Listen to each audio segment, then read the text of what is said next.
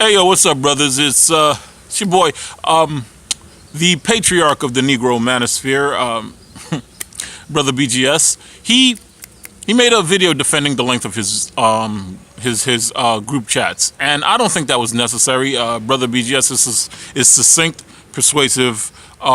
He gives enough time for a lot of people to speak and different personalities come to the table, and to me, it's like a long game of dominoes. I mean, if they had some beer, I'd probably drive over to California to be part of one of these conversations. It's kind of entertaining. You just get in where you fit in. Brother BGS shouldn't have to defend the length of his videos, but I would ask that he start examining why his videos don't really offer up any change. I mean, the subtext of what we're talking about is reestablishing a patriarchy, but yet Brother BGS tends to focus on what women could do to reestablish the patriarchy. He's not making any assurances that men will behave better. He's not going to guarantee any kind of shifting moral direction. Last time I was on his platform, I said that we need to start talking about sexual morality, what we're going to do about the molester uncles, what we're going to do about whoremongering within men. You know, that's something that we should be talking about. What are we going to do about men not wanting to be in a relationship where they have to surrender to a woman's brand of discipline, even if that woman makes more money than that man?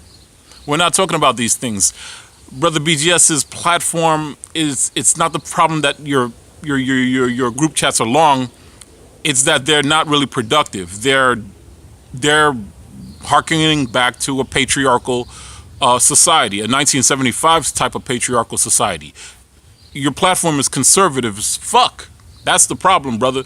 You're not transgressive. You're not making any kind of fundamental observations that hasn't been made since the 70s. You know, women need to relearn modesty. Men need to be masculine again. Well,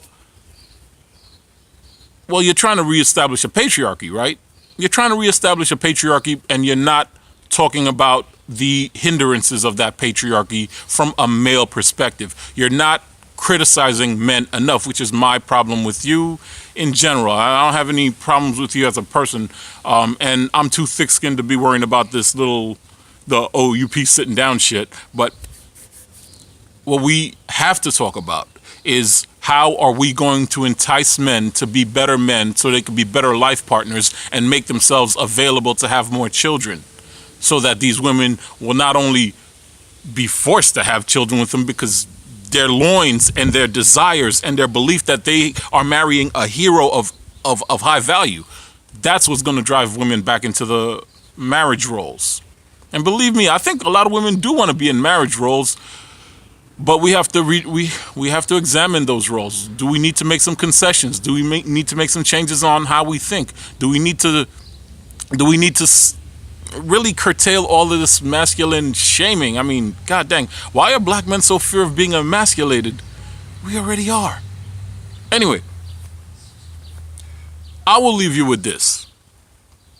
Spirituality creates fraternity. Fraternity creates patriarchy. Patriarchy creates prosperity. Prosperity validates spirituality. When we start talking about what is the spiritual foundation of the black man, if he even has one in this corrupted environment of racism and self-defeatism, when we start talking about what's hindering black men from becoming more spiritual, maybe not even religious, but at least spiritual, having a goal that is greater than the self, then maybe we're going to start to see some real fundamental changes. But until then, we're just going to have fun on a Saturday night, drinking beer and yelling at each other like we're at a dominoes game. And that is what needs to change. It's your boy Black Privilege, and I'm signing out.